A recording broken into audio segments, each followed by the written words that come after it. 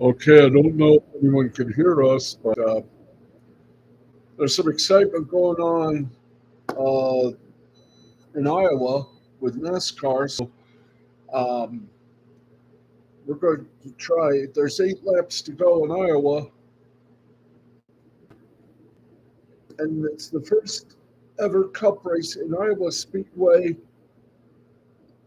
So if you're ready to go, I'll intro and you do your thing. Okay, thanks. Live from the Tom O'Neill Memorial Studios on the fourth floor of the Flynn Building here in Jackson, Michigan. This is Steve Sporty Balls, and you know who I am. I'm Harry Von Stuttgart, your announcer, and here's our host. Here's Steve. Hey, how you doing? And it looks like Ryan Blaney is going to be a winner. Uh, Hopefully, we'll be. There's 6 laps to go. Ryan Blaney knocking him out. For you NASCAR fans, Iowa, the Iowa Corn 350, beautiful. It's a beautiful race so far. And let's see, right now, it's Blaney, Byron, Elliott, Bell, Stenhouse Jr., Logano, Barry, Bowman, Suarez, and Brad Keselowski in the top 10. Nope, now it's Chastain in the 10th spot. Here comes William Byron, but Blaney still in the lead. Byron, with 4 laps to go, is making a comeback. Uh, about 6, 7 seconds behind Blaney.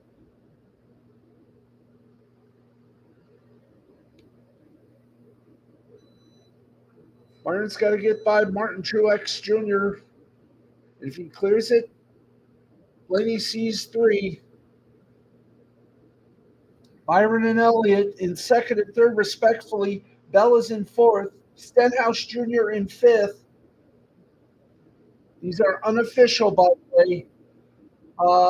Let's see. Behind the leader, Byron is 7 seconds behind Ryan Blaney. 2 laps to go for Blaney and the family. And here we go. 2 laps to go. It's Blaney. Byron is catching up to him. Less than a second behind him. The reigning Cup Series champion will now see the white flag. 1 final lap to go.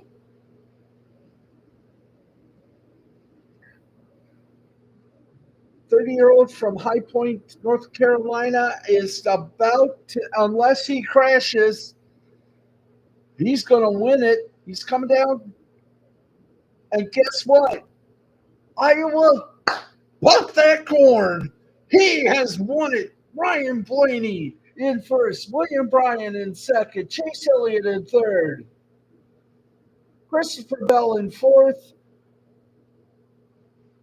Oh, what? And Ricky Stenhouse Jr. in fifth.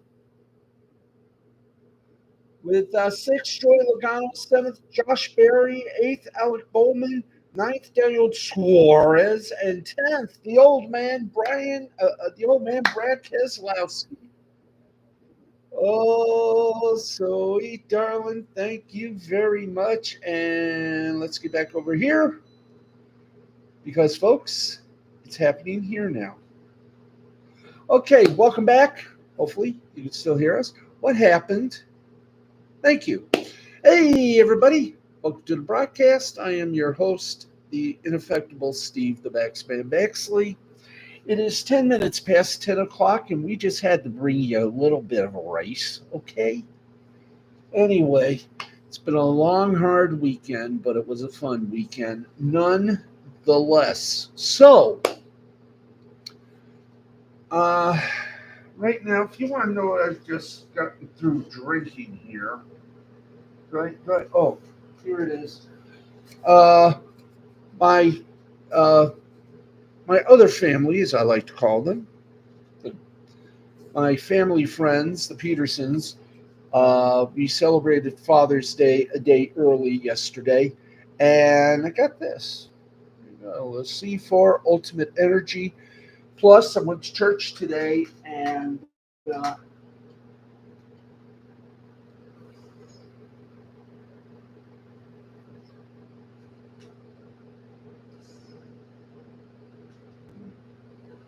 Sigmund Rhee. Sweet Sigmund Rhee. I think we got it. Okay. Then I'll just do the vacuum. Ooh, he's still alive. Oops, he did now. Anyway, welcome aboard to the program. We are a little late because I got a little late because I was having fun today because I went to church today, and I know I'm not supposed to talk about stuff like this, but I got to because it's a monologue. I got my supper in the microwave. But today, I don't know. I got a little overpowered. Let's just say that. I'm just going to say again, I love this place. I'm not moved in quite yet.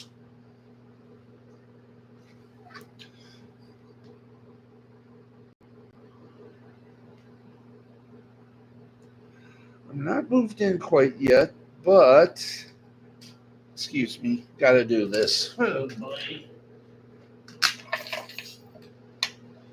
It's a hard life in the world.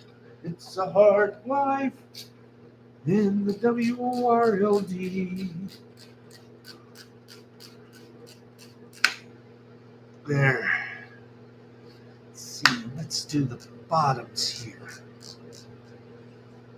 Don't get any of my fingers because that means I can't eat my supper tonight. There we go. I'm going to have to get some more alcohol. 97 proof. Not drinking it, I'm spritzing it. Okay. We're back. Hi, how are you? Learning the ropes as we go along here. Anyway, I never felt so much power in my life as I did tonight. And I know I've been talking about this. My cousin Deborah even mentioned it to me just about a few minutes ago that I've been harping on it. And I'm sorry if I harp on this, but I love this place. I love the people in it. And I just don't want to leave. So,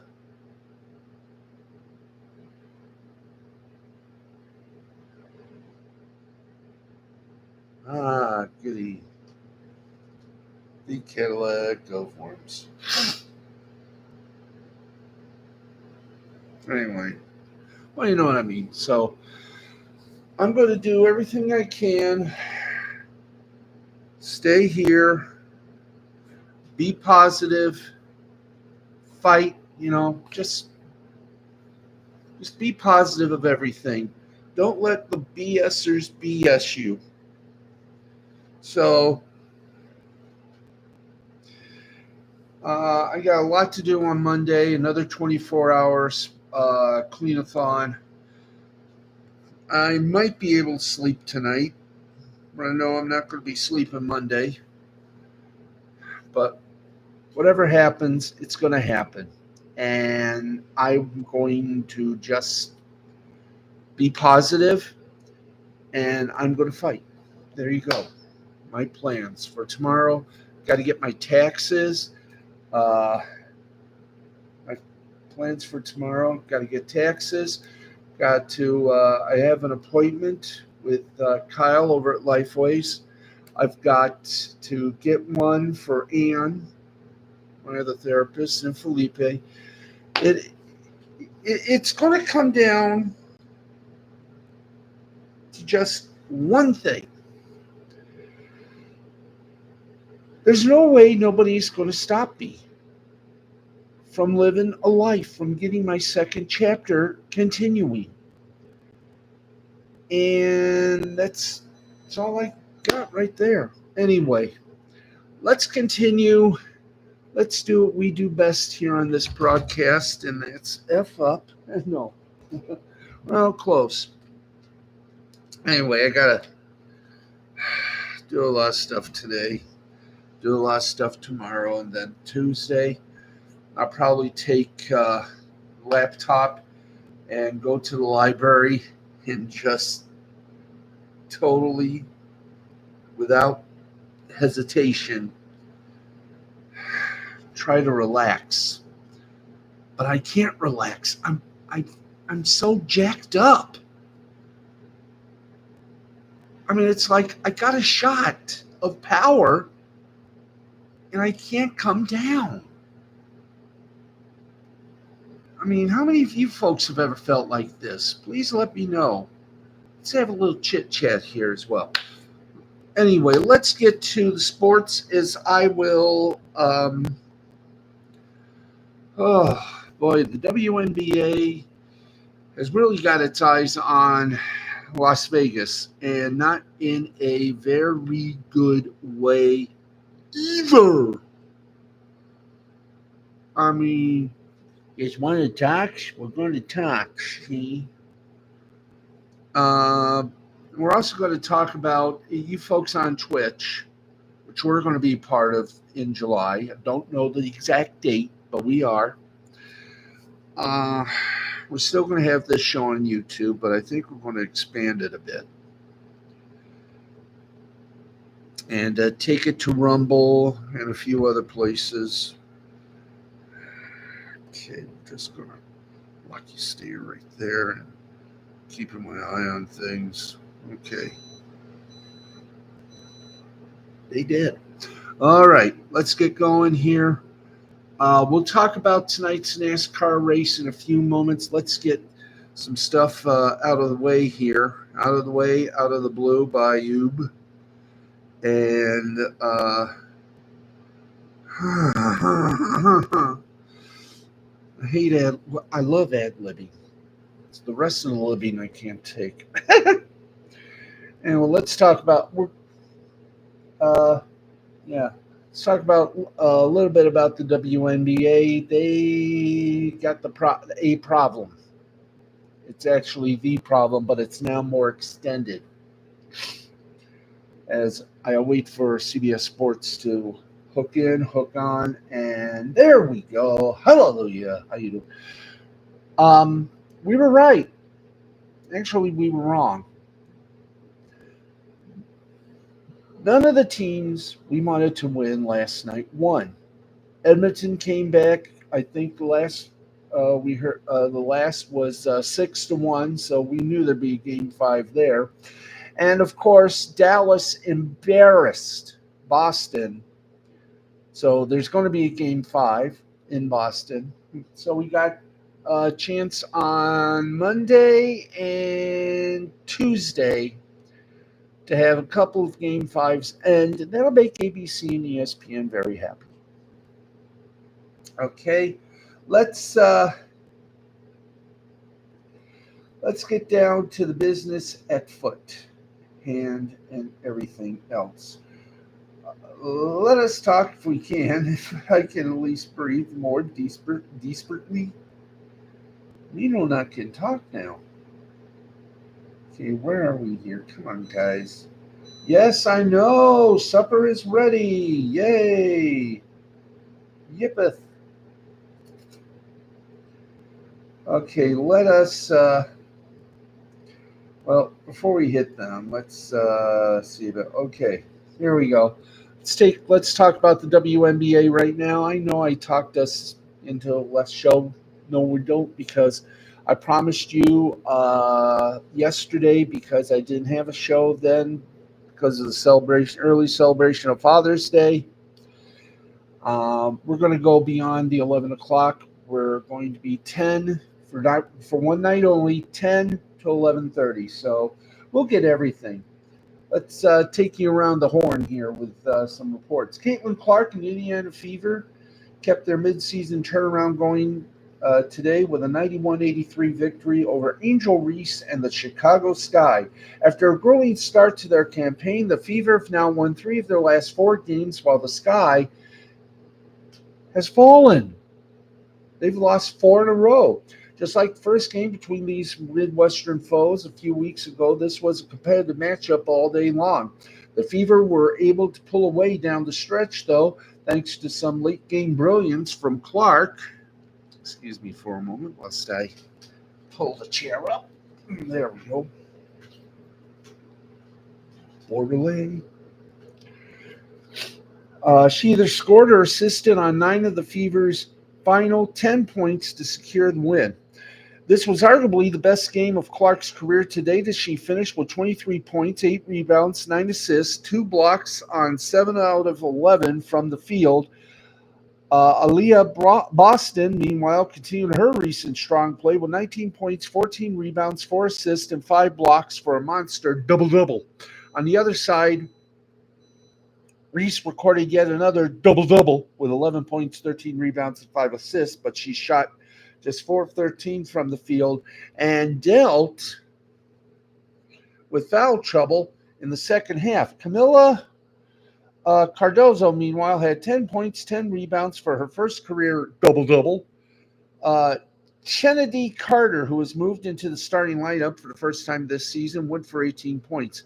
Takeaways from the game: Caitlin Clark had some issues with consistency in recent outings, but she brought her A game for this one. She narrowly missed out on her first career triple-double and had the most efficient shooting effort, 23 points, 8 points, and 9 rebounds on 7 out of 11 from the field. It was not just the stats that stood out for Clark, but her overall approach and steadiness in big moments. Though she did wind up with 5 turnovers, she was under control all afternoon long. And did not force many passes or shot attempts. And when the Fever needed big baskets down the stretch to see out the game, she made them happen. As the clock ticked towards 3 minutes remaining, the Fever were clinging to a 4-point lead. Clark pulled up from 30 and buried a triple, assisted on their next 2 baskets, then sunk 2 clutch free throws to steal the win with 18 seconds to play. For the season, Clark is now up to 16.1 points, 5.1 rebounds, and 6.2 assists per game. Wow. Let's see what else. The Sky didn't get the win in this one, and they continue to fall apart. But rookie bigs Angel Reese and Camila Cardozo did have solid performances despite battling foul trouble. Reese finished with 11 points, 13 rebounds, and 5 assists to register her 6th double-double in a row. She's now tied with Tina Charles, 2012, and Cindy Brown, 1998, for the most consecutive double-doubles by a rookie in WNBA history. For the season, she's up to 12.1 points and 10.2 rebounds per game, which has her on pace to be the 5th rookie to have a 10-10 season, or just 10-10. Hey, Madadian! Taylor Swift greater than Disney SW, which Star Wars and MCU and Doctor Who, any one of those 3. How y'all doing, guys? Hope everything's going well. Like I said, we're going to do this till 11:30, one night only, because there was no show on Saturday. And we got a lot of entertainment to talk about as well, including the end of Twitch Studios. Boy, am I lucky we downloaded OBS. Anyway, Cardozo, who made her debut against Fever at the beginning of the month, added 10 points and 10 rebounds of her own for the first double-double of her professional career, while she's still trying to work her way back from injury and adjust to the speed of the pro game. She's now scored in double figures in 4 consecutive games. But, okay, I'm doing well. I'm currently doing Elder Scrolls Online with my friends. It's my friend Fred Frogoverlord's birthday today, and she just debuted her VTuber model. Well, congratulations. Happy birthday. Let her please know. Um, I just got to remember the rules. Don't promote on other people's streams, or else thou will be kicketh out. Okay, let's we have a WNBA thing here. Nope. Oh, foosh. Oh, fooshed. Oh, fooshed. Ah. During the game, by the way, Angel Reese, during the Chicago Sky Indiana Fever game, Angel Reese was assessed a flagrant foul after a hard hit to the head on Caitlin Clark. And, well, WNBA is not going to like this, but Reese had a few words to say. Chicago Sky rookie Angel Reese dealt with foul trouble all afternoon long in her team's 91-83 loss to Caitlin Clark in the Indiana Fever. Today, she was assessed a flagrant one for a hit on the number one overall pick. During her post-game press conference, Reese had some strong words about the officiating. Asked about the flagrant foul, Reese said the referees, quote, affected the game a lot tonight, end quote. She expanded on those thoughts when detailing the difference between the first and second half for herself and her team. Reese said, quoting, for inside, I think we're playing really hard. I think we went up really strong, and a lot of times we didn't get a lot of calls. And going back and looking at the film, I saw a lot off calls that weren't made. I guess some people got a special whistle, but just being able to play as best as we can. A slam towards Caitlin Clark, obviously. I'm proud of Camilla going out and still getting a double-double. That's something that y'all aren't going to be able to stop, regardless of the referees. Like, we're here for a while. We're not going to be denied, no matter what you guys try to do. Our goal is to win. We're going to do whatever it takes to win and continue to do that, end quote. Reese finished the game with 11 points, 13 rebounds, 5 assists to tie the WNBA rookie record with her sixth consecutive double-double. However, she shot 4 out of 13 from the field and was whistled for 5 fouls, the sixth time she's reached that mark in 13 games. Sky coach Teresa Weatherspoon defended Reese and her fellow rookie, big Carmela Cardozo, who also had 5 fouls. Quote, they play so hard down there, and sometimes the whistle just doesn't go your way, Weatherspoon said. They play hard, and they know, and that's the most important thing is to play hard. They know how important that is for us to establish that identity. Tonight, I thought they played their butts off. They're very physical down there. Wish we could have gotten some calls here and there. End quote. This is not the first time Reese has been on the wrong side of the officiating this season.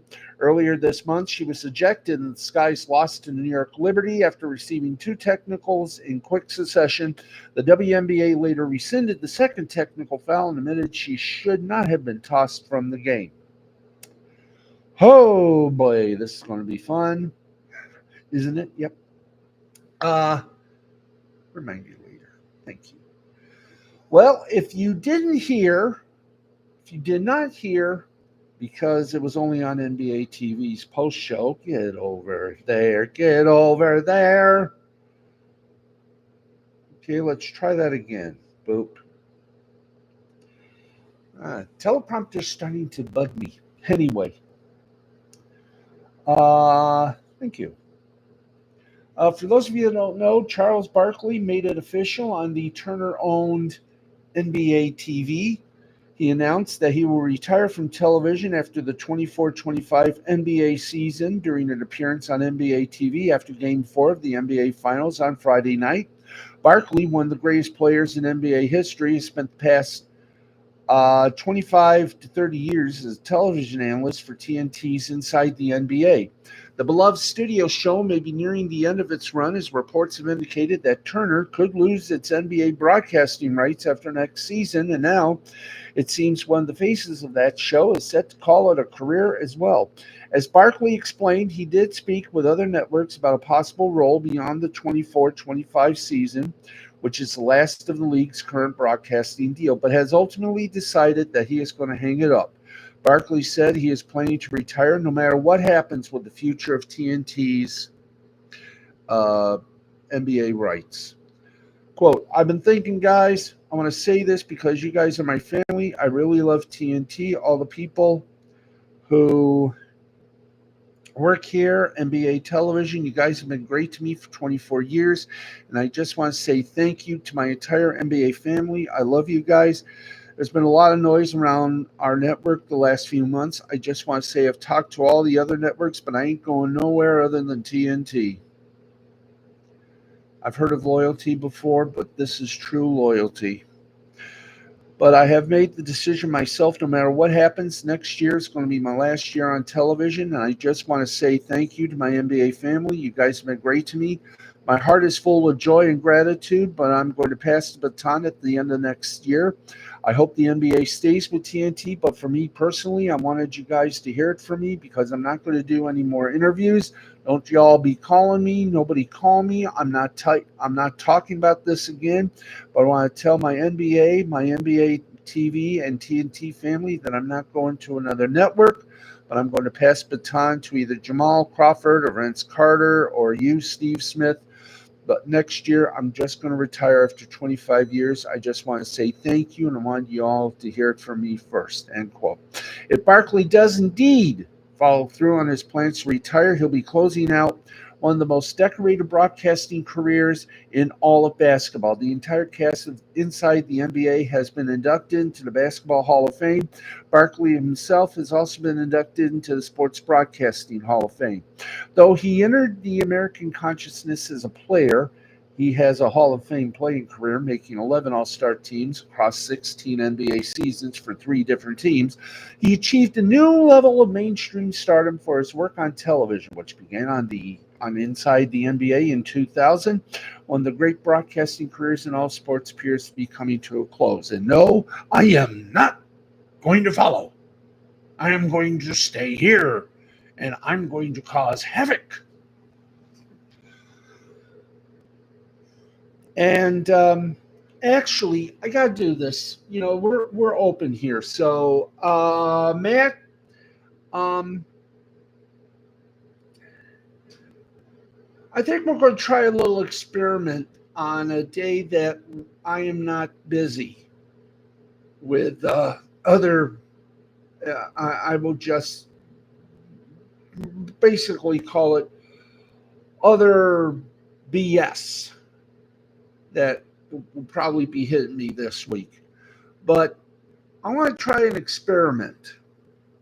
I want to see if we can, if I mean, or maybe if you can look up on YouTube or something else, how we can possibly play clips, some comedy clips on the broadcast, on not just the return of the L2C on video, but also on this show.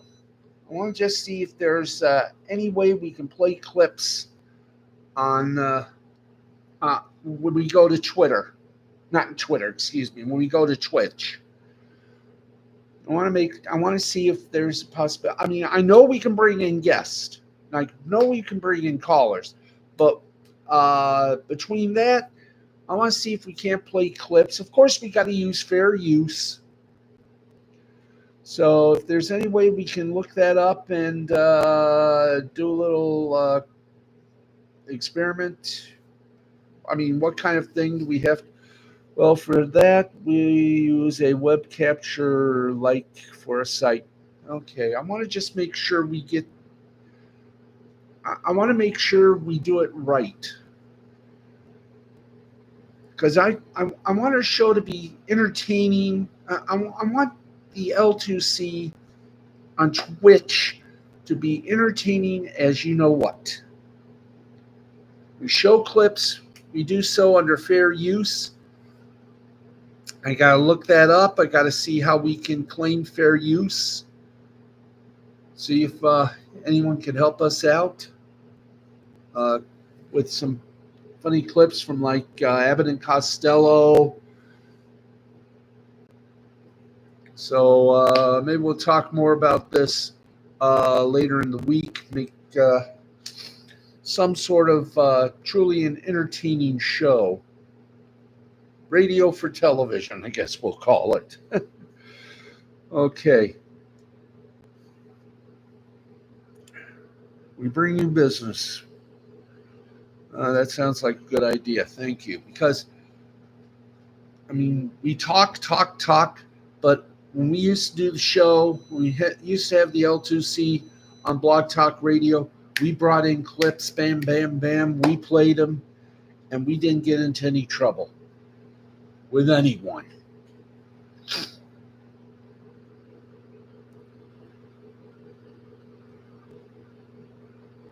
Anywho's,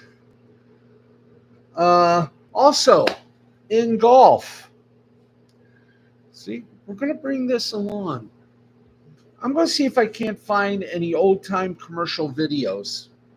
So when we say we'll go break after this, we get to play some old commercials. You know, like how we shared the comedy videos for Native America. Yeah. Yes. That's what I mean. That's what I mean. Okay, speaking of which, it was purely entertainment Sunday at Pinehurst number 2, so it was only appropriate that the greatest showman in golf ultimately prevailed. Bryson DeChambeau would not have wanted it any other way as he scratched and clawed his way to a second U.S. Open title, sealing his one-stroke victory over charging Rory McIlroy with a dramatic par save on the 72nd hole. DeChambeau's triumph in the 2024 U.S. Open, the 1,000th event hosted by the USGA, pulled him alongside the likes of Walter Hagen, Lee Trevino, and Brooks Koepka with 2 U.S. Open victories and solidifies the 30-year-old American as one of the best active players in the world. It was also a crowning achievement for what has been a successful major season following a runner-up finish at the PGA Championship and being tied at 6 at the Masters over the last 2 months. Putting this tournament in a stranglehold late. No, putting. Thank you. Putting this tournament in a stranglehold late Saturday, DeChambeau entered the final round in Pinehurst with a 3-shot lead. He arrived at the first tee to the chance of USA, and took a longer gander at the trophy, knowing it could possibly come home with him. 5 hours later, DeChambeau stood underneath a drooping tree branch on the 18th with his ball nestled near a root. He had to decide how to proceed with his second shot and realized there was no good choice to make. Ultimately, his ball found its way into a bunker 55 yards from the hole. DeChambeau somehow managed to wedge out to just 4 feet, sending a jolt of electricity into the Pinehurst crowd and all but clinching his second national championship in 5 years. DeChambeau said that will probably be the highlight of my life. I still can't believe it's unbelievable. Well, despite entering with that 3-shot margin, a stress-free stroll to the winner's circle never came to fruition. DeChambeau struggled off the tee as he put a new driver head in the bag after flattening the face of his old one during his warm-up, missing 3 of his first 5 fairways while pulling the driver. He went the other way as McIlroy made his move. In the group ahead, McIlroy treaded water early before, making his presence known around the turn by converting 4 birdies over a 5-hole stretch to snatch the lead from DeChambeau's grasp. McIlroy moved to 8 under when he made a birdie on the short par 4 13th, jumping ahead 2 shots on DeChambeau, who dropped the shot on number 12 after carding his first birdie of the day on the par 5 10th. It was a 5-stroke swing from where the pair entered the final round. McIlroy missed from 2 feet 6 inches on the 16th, returning to a 6-under tie with DeChambeau as only a few holes remained. They remained tied until the par 4 18th when McIlroy pitched his third shot just inside 4 feet. However, just as he did 2 holes earlier, McIlroy missed a makeable putt in agonizing fashion. This opened the door for DeChambeau, who eventually found a way to walk through it, despite his making his 72nd hole of the tournament more difficult than it needed to be. Leaning into his stardom, DeChambeau never relented as he made sure to express to the fans and his team how he felt throughout this championship, barking after his tee shots, chatting with crowds, slapping hands with fans between holes, and walking after laced approaches. The 2024 national champion wore his heart on his sleeve all week. It was replicated, embraced, and celebrated by the Pinehurst patrons as DeChambeau paraded the trophy around the 18th fairway, allowing fans to grab a piece of what he believed they accomplished together. And among those that laid hand on the trophy were the three broadcasters from Britain's Sky Sports while they were on the air. Wow. Sky Sports, as you know, is owned by Comcast, which also owns NBC Universal. There you go. So, and the major heartbreak continued for Rory McIlroy as he saw DeChambeau make that putt. He stormed off. He left immediately. But wow, that was incredible. It is 41 minutes past 10. We've been on the air total 35 minutes, 26 seconds. I want to remind you we are going to be taking a bit of a break so I can get something to drink. No, I'm not taking the second C4, but I am going to show it again, make sure we got a sponsorship. There we go. Hopefully we will. If not, well, I'm going to keep showing it. There you go, C4, Ultimate Energy. This is Berry Power Bomb, and it's zero sugar too. See, zero sugar. Let's show that. There are no calories in this. No fat, no sodium, no carbs, no sugar, no protein. It's got a bold flavor. 300 mil. Ooh, this has got a lot of caffeine. Well, a person like me need what I can get to survive these days. Anyway, let's continue here. Houston Astros right-handers Ronel Bianco and Ryan Presley combined for 7 2/3 no-hit innings to begin Sunday's contest against the Detroit Tigers before Wensiel Perez singled to break up the no-no bid. Blanco, the 30-year-old Blanco, the starter, was responsible for 7 of those frames. He entered Sunday owning a 2.67 ERA and a 2.39 strikeout to walk ratio over his first 12 starts this season. Those numbers include his first start of the year back on April Fool's Day, when he blanked the Blue Jays for the first and lone no-hitter of the 2024 season. There were many close calls since, but only Blanco has sealed the deal. Had the Astros gone the distance, Blanco's second no-no would have been the 324th in Major League Baseball history. It would have also been the 18th in Astro history, which would tie them for the third most for any individual franchise. The LA Dodgers have 26. White Sox have 20. They're the only clubs with more. The Astros have, of course, become a no-hitter factory in recent years. They recorded 6 no-hitters since the beginning of the 2019 season. If Houston accomplished the feat on Sunday, it would have been the 21st combined no-no in Major League Baseball history. Additionally, Blanco would have become the 36th pitcher to ever record at least 2 no-hitters in a career. Coincidentally, kids, the only active pitcher with more than 2 to their name is Blanco's teammate and former Detroit Tiger, Justin Verlander, who has thrown 3, most recent, September 1st, 2019. The Astros entered Sunday with a 32-39 record on the year, pulling them 9 games back in the American League West. Houston was also 6.5 games back of a wild card spot, thanks to a slow start to the season that saw them endure a handful of injuries to their rotation. Now, in an odd twist, those injuries helped create an opening for Blanco, and it's fair to say he has taken full advantage, which ain't bad when you ask me. Nobody asked. By the way, no action tonight. Major League I've almost said Major League Baseball in the NHL or NBA finals. Let's see. I want to get things moderately okayed. Okay, let's see here. By the way, the Celtics can pass the Lakers if they win on Monday at 8 o'clock with an 18th banner. Now, let's get to the NBA playoff fandango, which we tell you when it's coming on, blah, blah. So we can make things ready, set, boom. Okay. Game 5, Celtics versus Maverick, 8:30 p.m. tomorrow night from the TD Garden in Boston. Now, we've done that. Let's go the opposite direction. Yes, let's go the opposite direction, boys. Come on, opposite direction.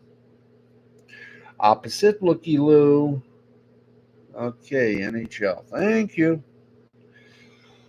Whew. All right, let's tell you when the NHL Finals Game 5 is.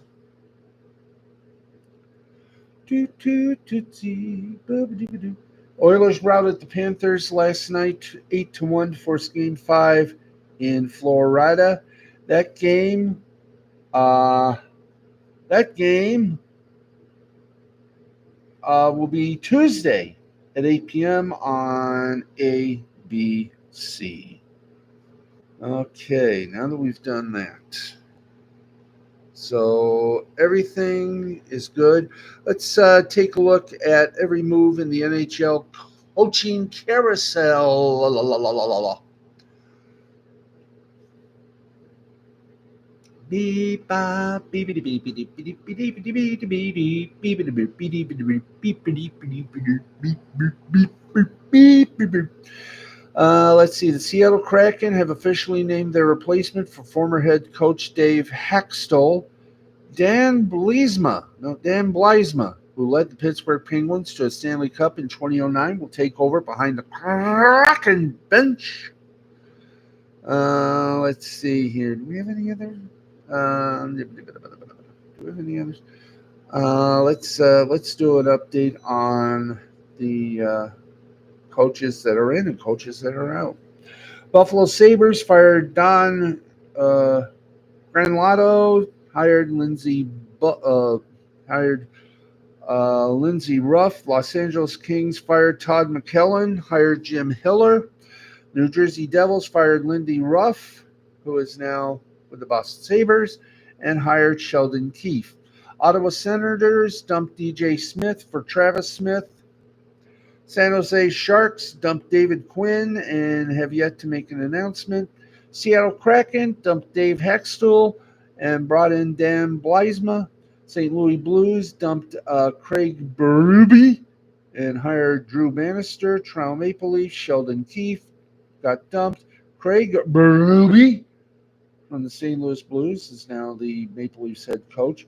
And the Winnipeg Jets dumped Rick Bowness and got Scott Arniel. So there you go. So far, the NHL coaching carousel. Yes, friends. Okay. We're at 49 minutes past the hour of 10 o'clock. This is your special supersized edition of Steve's Sporty Balls. That's right, our Sporty Balls are very super today. So we is in. Okie dokers. Coming up, we got some entertainment news for you. We got some wrestling news for you, including why yesterday's Yeah. Why yesterday's clash at the castle sounded more like crap at the castle. It even looked like it. All that in our wrestling news and our entertainment news as well. We're going to take a about minute break while I get something to drink and set that thing up for one more minute. And then we'll be back, do the rest of the show. Yay!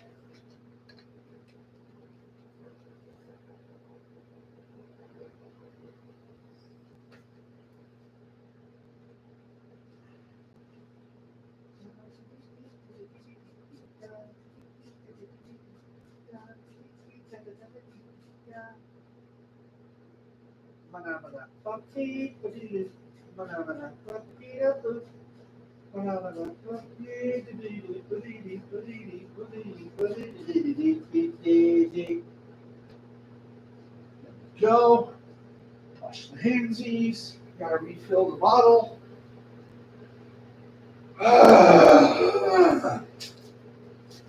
Yes, friends.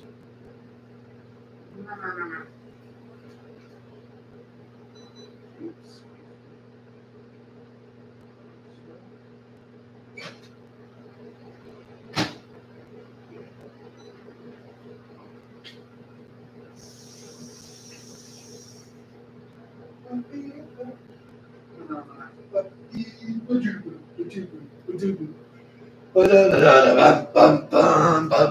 Hey!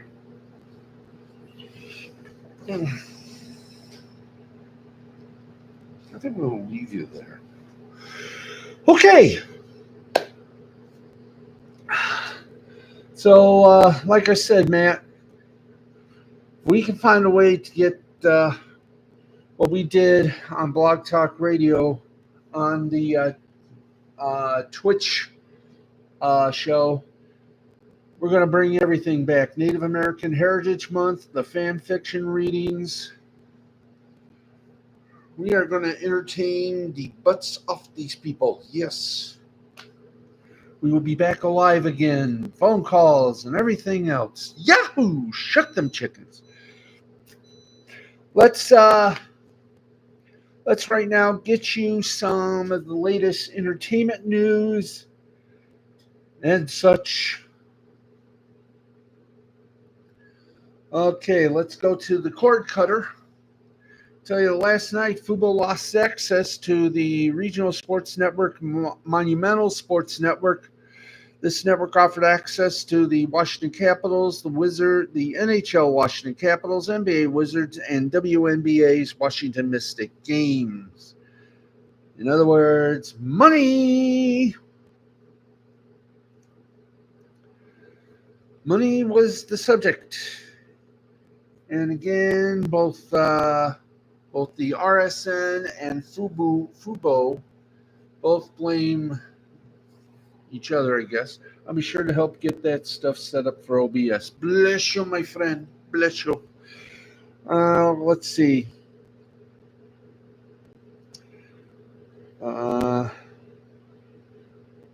Okay. By the way, this comes as last April. Fubo also lost the regional sports network, Sportsnet New York, and it's a mess, and it's going to get bigger. Last report, Comcast and Valley Sports ain't talking much, obviously, because let's get to this little thing ski here, if we can do that.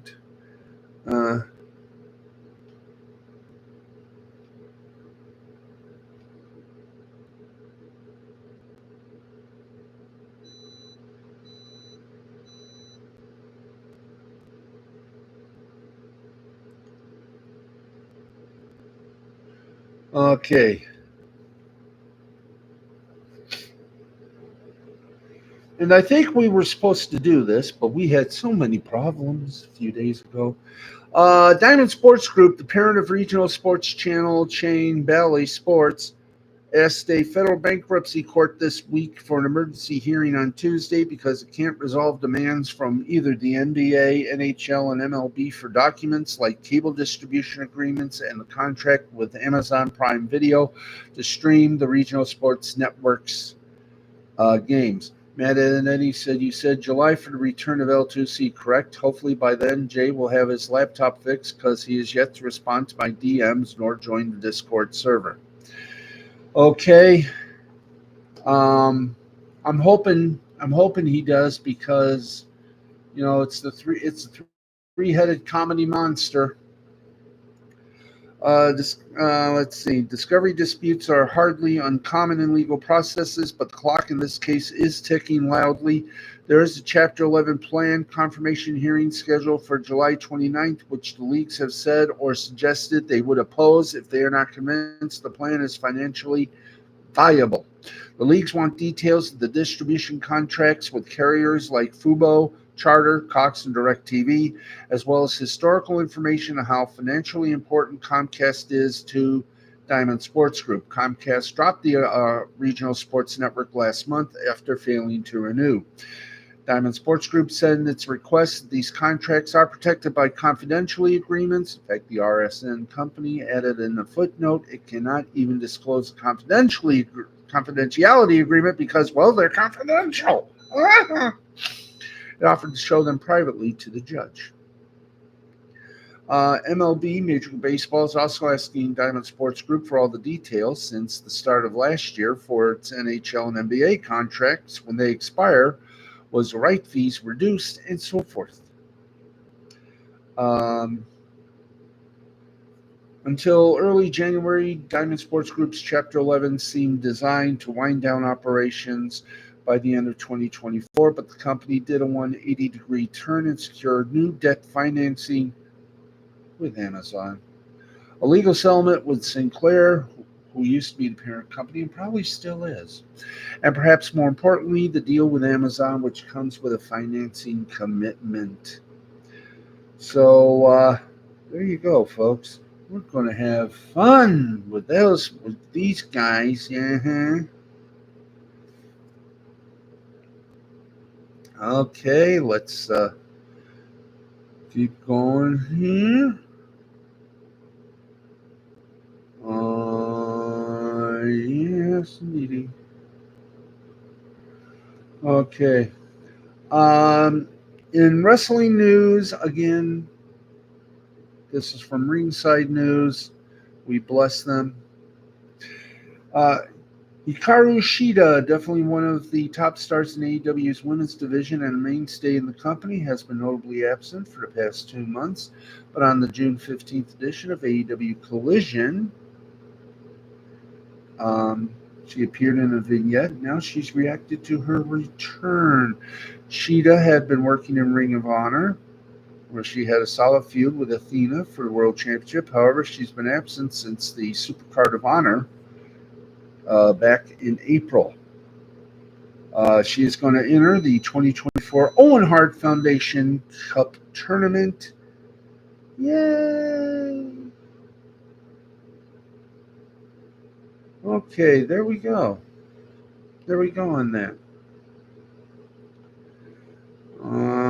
Let's see. You remember we just talked a few moments ago about Charles Barkley making his announcement. Well, TNT about next season, this coming season being his last.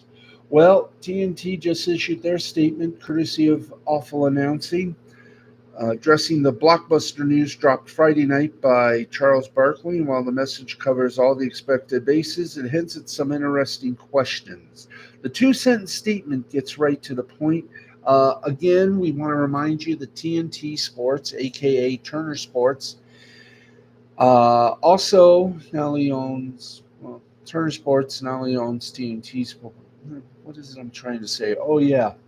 Warner Brothers Discovery not only owns what used to be what used to be Turner Sports, which is TNT Sports.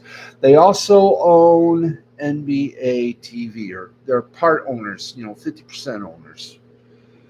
And the two-sentence statement gets right to the point. Quote, Charles is a Hall of Famer and a broadcasting icon who is and will always be a beloved member of the TNT Sports family. We're looking forward to another fantastic NBA on TNT season and further discussion of our future plans with him. Yay.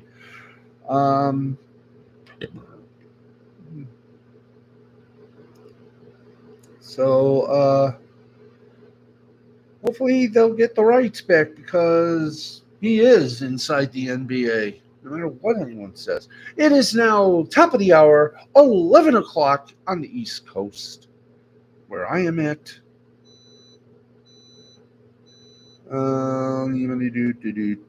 Boom, boom, boom, boom, boom, boom, boom, boom, boom, boom, boom.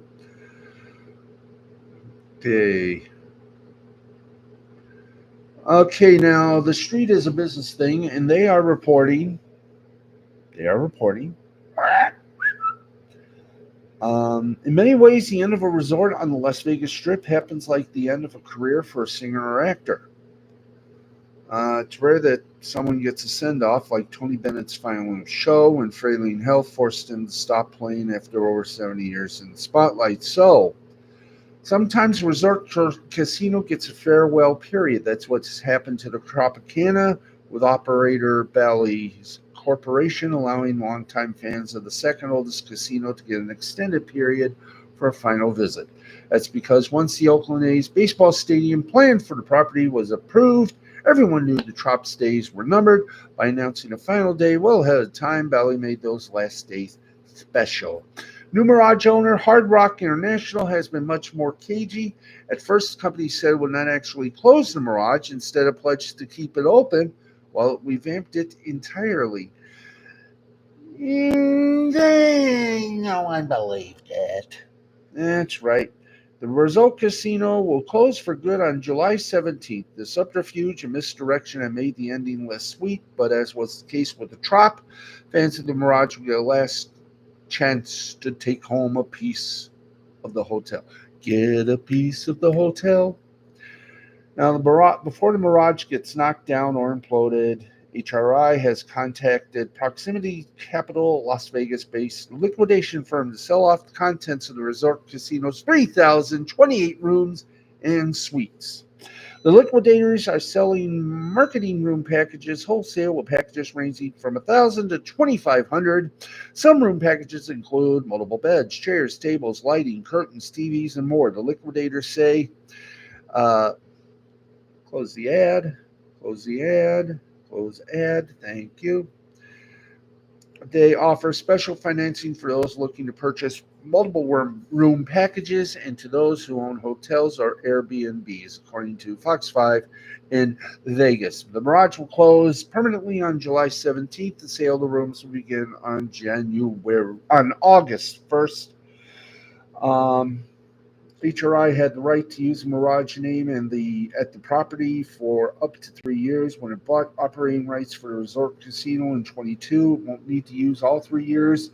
And when the former Mirage opens in 2027 after a 3-year renovation, it will carry the Hard Rock name. Since Hard Rock International bought the property, it's been stripping it of its history. It quickly closed the Siegfried and Roy Secret Garden and Dolphin Habitat after multiple animals died at the once popular zoo-like attraction. Alrighty, kids. Ooh. This is interesting from the GBM Wolverine. If Michigan had the power to kick teams out of the Big Ten, what do you think the 5 were? Who the 5 teams were? Here they were. Here they are in order. Okay, well, or in not order. Michigan State. This is a no-brainer. Like with Penn State, Michigan didn't want Michigan State to join the Big Ten. There are a number of reasons for that. Most of them are just explained by the rivalry that goes beyond the football field between the two universities, but Michigan helped stonewall the addition of Michigan State till 48. There's no love lost between the two. That's evident with a skirmish before the game in the 2018 season, as well as Michigan State players attacking some Michigan football players after the 2022 game in Ann Arbor. Michigan and Michigan State could still play in a non-conference game. We've seen that with some other rivalry games that have been impacted by conference realignment. Not playing MSU twice in the basketball season would be a bit of a bummer, but a once-a-year matchup, that might be fun. It might seem petty, but Michigan would probably do what it couldn't at 48 and kick little brother out of the Big Ten if it had a chance. Number 2, who do you think number 2 is? I'll give you a clue. And this one would hurt everybody. Come on, where's number 2? Next. Number 2. Next. Okay, who would number 2 be? Okay, somehow this is not playing with us today. Okay, so we'll just give you one. We'll slowly give you the entire kit and caboodle of who, what, where, when, why, how, absorbency. Okay, we'll come back to that Monday. Monday, get ready for a second Big Ten team if Michigan had the power to kick out. Of course, first one. Second one, you gotta think maybe Penn State. Third one, of course, Ohio State. But what would the fourth and fifth one be? Very interesting.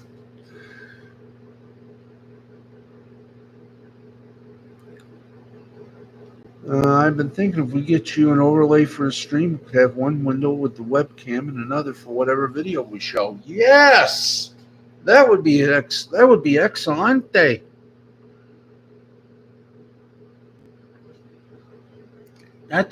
excelente. See. Okay. There we go. Let's see if we can't get back on topic here. Oops, we blooped. There we go. Okay, now we're going good. 7 minutes past the hour. We're going to go. Whoa, we've done an hour. Big deal. We're adding 30 minutes because we weren't on Saturday.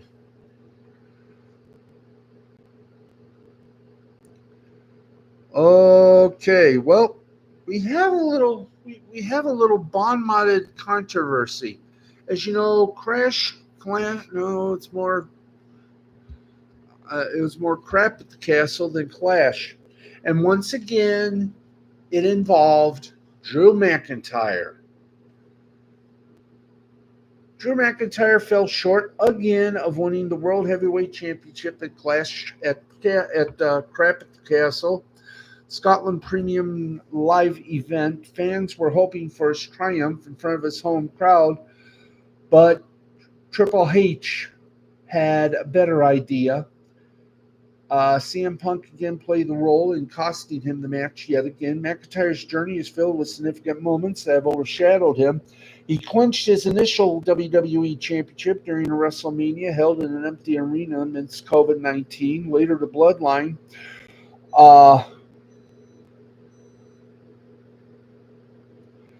Let's see where the Bloodline.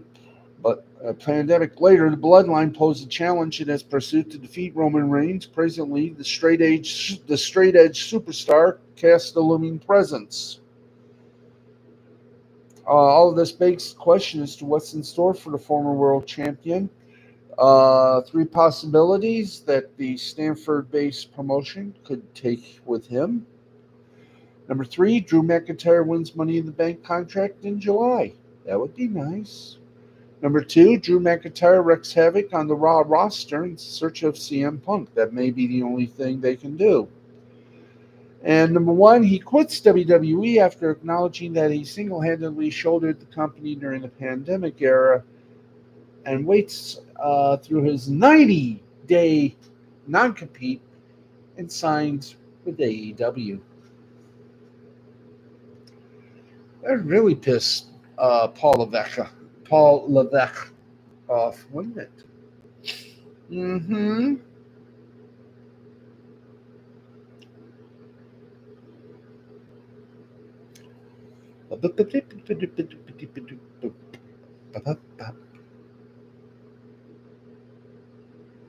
Okay, well, this is something new and improved. To accommodate the new IndyCar deal, now this is via Mike Mitchell of Sportel of SI.com. Fox Sports CEO Eric Shank recently confirmed that UFL games will move to Friday nights in 2025. Fox needs the weekend broadcast windows for its new deal with IndyCar. For now, there's no specific number of UFL games that will be affected. Shank said many games will move to Friday. Friday nights will be open on Fox because SmackDown will move to USA in October. The UFL has a 10-week regular season and 2-week postseason. It's also unclear when the UFL season will commence in 25. It will start closer probably to the Super Bowl than it did in 2024. The move can make it harder to generate significant ratings. Attendance also could be impacted by playing games on Friday night. Regardless of this, the UFL has done well in its first year, but not well enough to stay in a better weekend slot for Fox. The inaugural UFL season ends Sunday in St. Louis. The Birmingham Stallions beat the San Antonio Brahmas 25 to nothing. We'll give you all that in the scores coming up. Okay, yes, maybe, true, goody.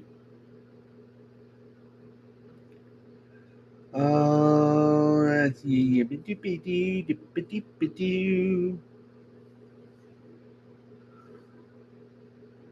Let's see.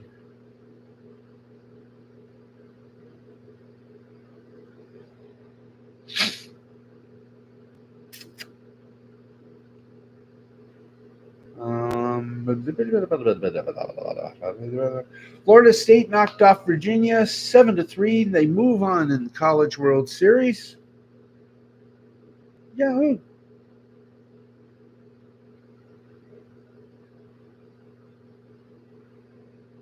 Which was very nice. Um,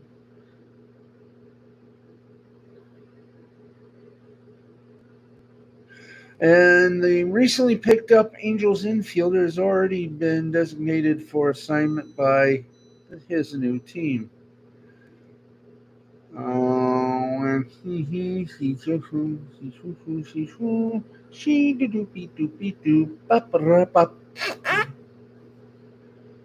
Okay.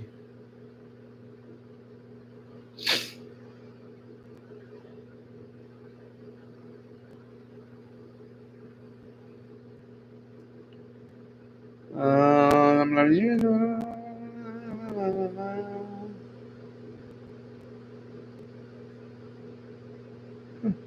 Okay. Let's see if we got anything on the goggle. Or, I mean, Google. Um, Here we go. Boop. Here's another one. Then we'll hit the scores and we'll say our goodnights to you. It's 13 minutes past 11 o'clock. We've been on the air for 1 hour and 7 minutes.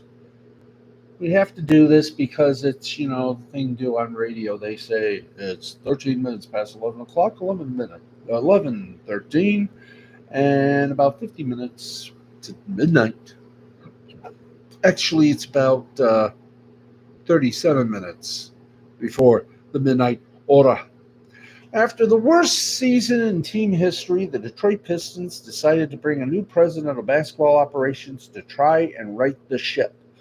Trajan Langdon was handed an awkward situation with a GM and head coach under contract, though he was reportedly under no obligation to keep either of them.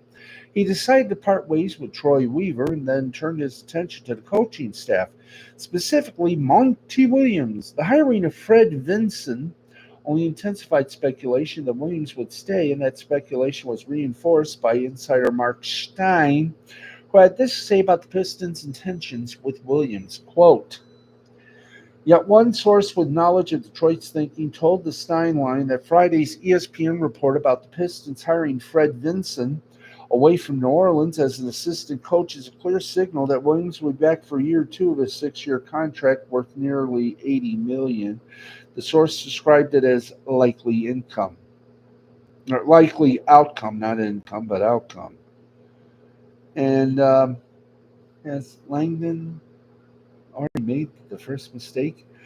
I don't know, but we'll keep our hopes up and keep our ears to the ground.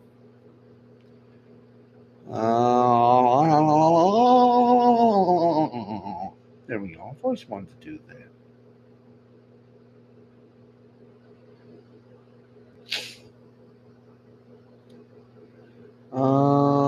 Let's see here. Just got to find out what's going on. But I already know. Har har.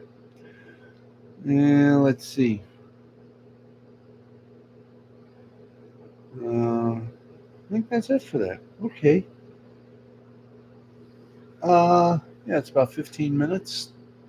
Uh, 15 minutes past 11 o'clock, 11:15, 45 before the hour of midnight. Man, it's going to be hilarious. Mm-hmm. Alrighty. Uh,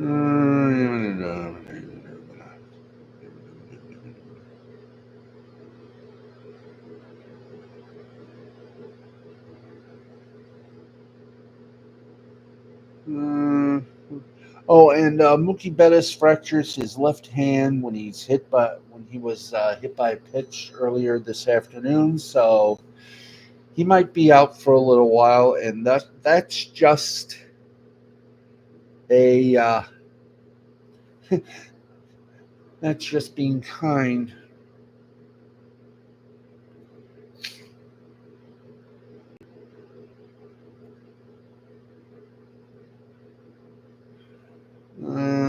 Huh.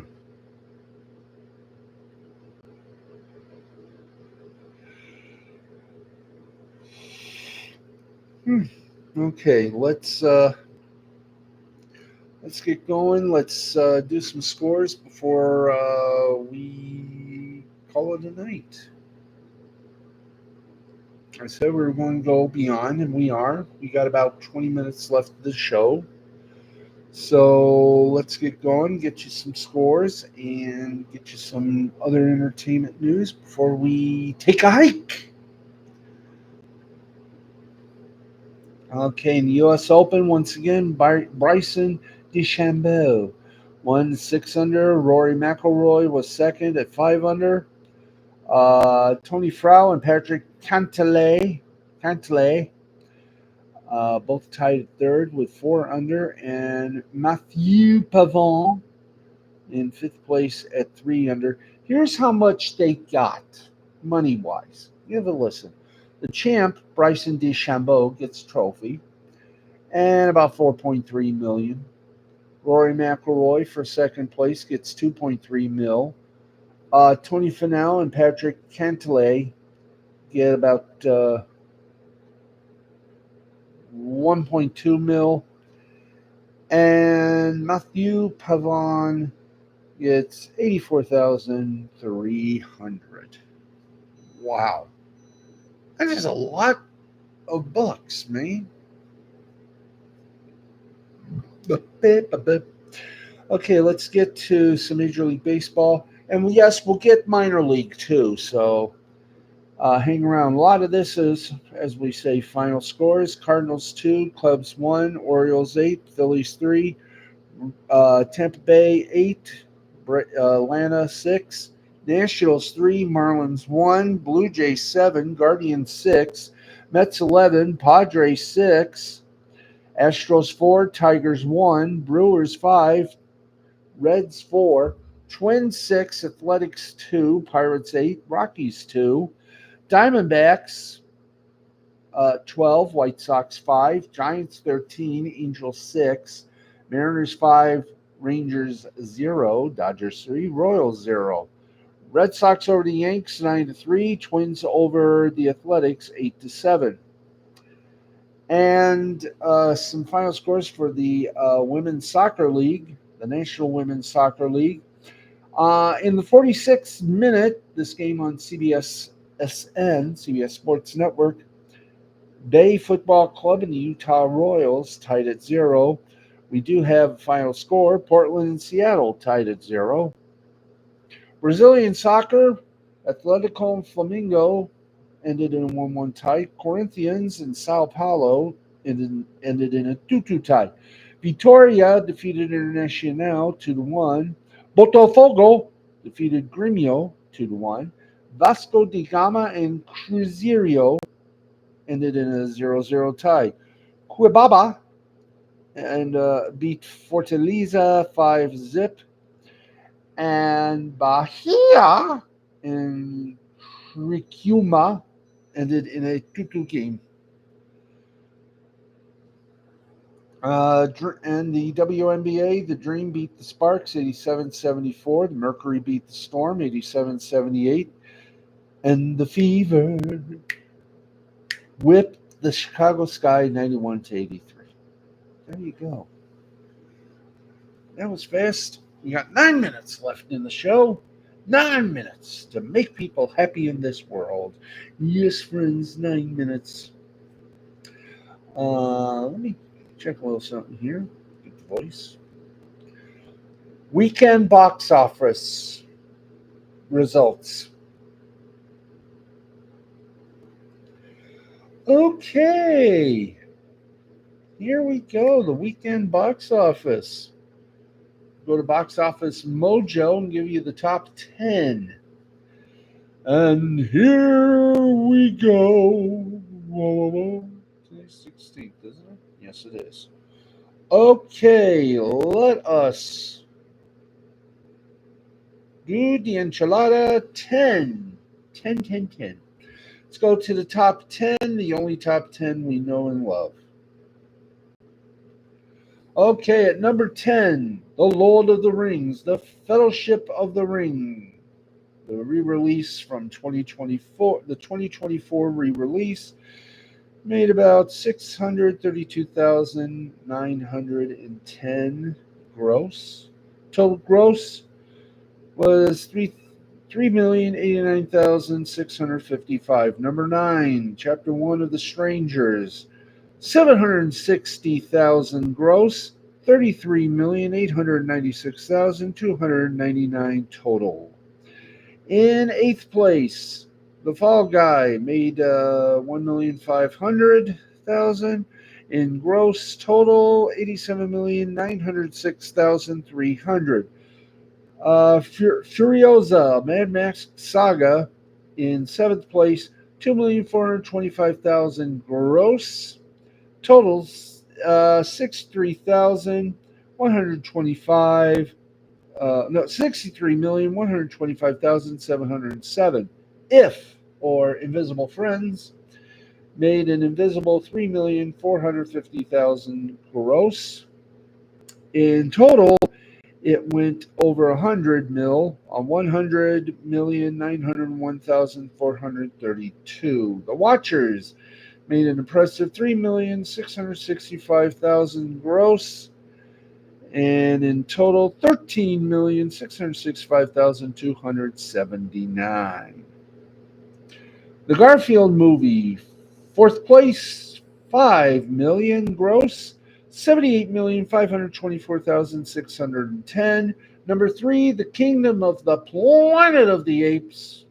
Oh, it should be the Garfield movie. Thank you. Kingdom of the Planet of the Apes made in gross 5,200,000 for a total of 157,804,082 bucks. Number 2, Bad Boys Ride or Die debuted at 33 mil. In the take, 112,240,120. And number 1, Disney. Number 1, Inside Out 2, $155 million gross. And that's how much it made total, $155 million. Congratulations, Inside Out. You may have saved Mickey. Don't count on it, just saying it. Okay, got about 5 minutes left, actually 6, but we're going to call it 5. And why are we doing that? Because it's my show. Blech.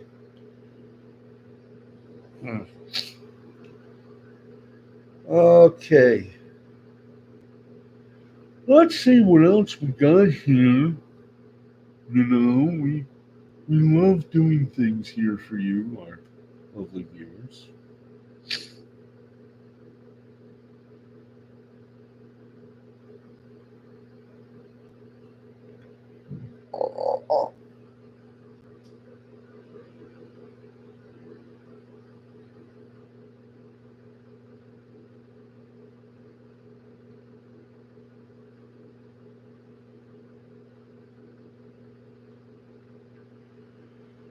Okay.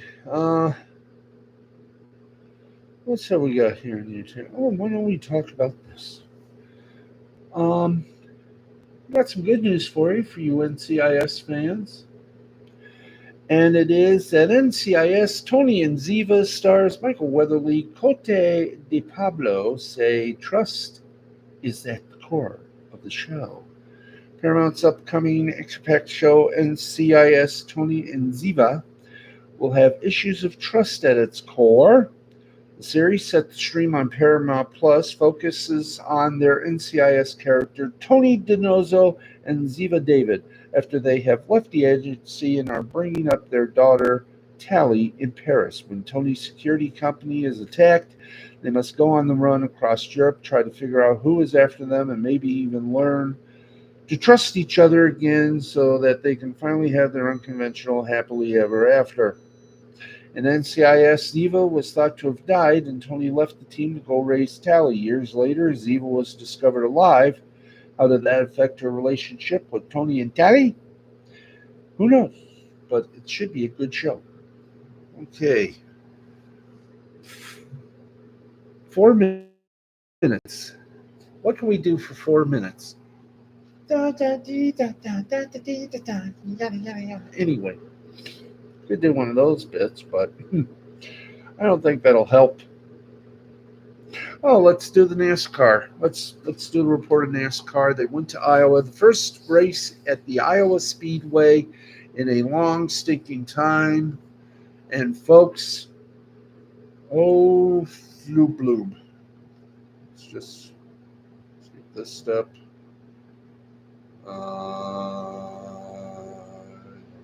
That. I just want this. Okay, here we go. Ryan Blaney was your winner. Uh, and here's the unofficial way they ended for the top 10. Blaney in first, William Byron in second, Chase Elliott in third, Christopher Bell in fourth, Ricky Stenhouse Jr. in fifth, Joey Logano in sixth, Josh Berry in seventh, Alec Bowman in eighth, Daniel Suarez in ninth, and Brett Keselowski in 10th place. So congratulations. 2 minutes left. 2 minutes left. That'll give us enough time to say thank you very much for tuning in. Sorry we didn't have a show yesterday. But, folks, as I often said, surprises are always available. You just got to know where to find them. Anyway, thanks very much for every cotton picking thing. And we just want to say one thing. You all have a nice evening. We will be back tomorrow night, somewhere around 10 o'clock, to bring you a good hour of power. And until we meet again, thank you. And we'll see you tomorrow night. I am, for my wondrous producer and one of the hosts of the Last Call Cafe, one of the three-headed monster hosts of the Last Call Cafe, Mr. Matthew the Wizard Nichols, and to Jay the Brain with two N's to avoid legal man, as well, the third of the three-headed comedy monster. I am Steve, the Baxman Baxley, Cuckoo Cuckoo. Thanks, everybody, for watching. Keep them sporty balls shining. And we'll see you tomorrow night. This has been a presentation of Mystifying Creativity Productions in association with the L2C Media Network. We'll see you tomorrow. Now, I want to make some... Oh, that reminds me. Matt, if there's any way we can generate credits for the show, maybe we can do that as well. Once again, we'll talk about it sometime this week. We're going to be professional, and we're going to do things righteously fun. It's all going to be fun, thrills, and complete panic. Thanks, everybody. We just hit 11:30, so we're going to say goodnight. Have a wonderful rest of your evening. I'm going to have some supper. Have a great night. See you tomorrow, 10 p.m. to 11. I've already said the whole thing. Thank you. Good night. This has been a presentation Mystifying Creativity Productions in association with the L2C Media Network. This is the L2C Media Network. Good night. See you tomorrow.